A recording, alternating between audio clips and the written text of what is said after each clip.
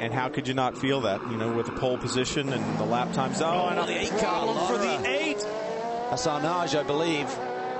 We've seen so many cars go off look there. at all the skid marks straight in where Lotterer had his problem as well. He's back underway, but how much damage has been done to the front? How are the tires? Did he flat spot them? Will he need to come in? I think it looked like the nose was definitely down a little bit.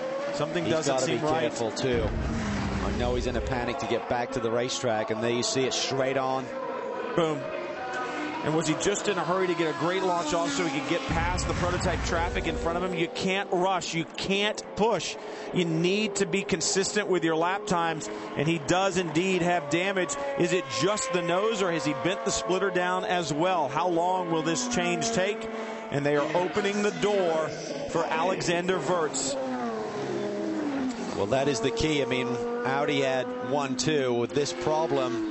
This will probably drop him behind Wurz in a hurry, unless it's just as simple as just changing the nose. And obviously Peugeot recognized then that only leaves one to try and get around. Chris, what are you hearing? Well, just checked in with Brad Kettler's group, and it just sounds like he just got in too deep. So a bit of a driver mistake late going in this race. Obviously, everybody is exhausted. So just a bit of a mistake there. The team is set up, ready for him to come back to pit lane. They've got a new nose out. You know, obviously they're going to assess this car as quickly as possible. It looks like they were initially just going to do the nose in pit lane, but now it looks like they're set up to get that car back here, spin it into the garage, and then take a look over once they get it in the garage. Yeah, if there's not major damage, they told me this week, Chris, that they can change that in about 1 minute, but it's completely broken away from those two crash structures, those little pointed elements to the front nose that was covered up, but essentially there before on the old R15, but now it's obviously been stripped away with a new aerodynamic setup on the front of that car.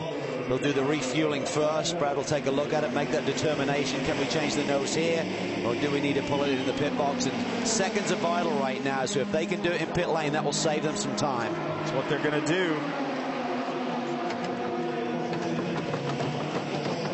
Chris, it looks like they're having problems getting the old nose off. Yeah, there's two clips on either side behind the front wheel, and then they've got this little kind of a wrench, and they call it an IKEA wrench because it's kind of built after the furniture you buy from IKEA, of how it locks in place on the nose, and you can see them tightening up, and in that fastener there, that's what they call their IKEA fastener, just of how it tightens onto the structure in the car, and that's what they were having a difficult time getting off. But boy, they changed that nose pretty quick once they got it loose. So nose already changed, car fueled up, and they're just putting new rubber on the car, and then they'll send them.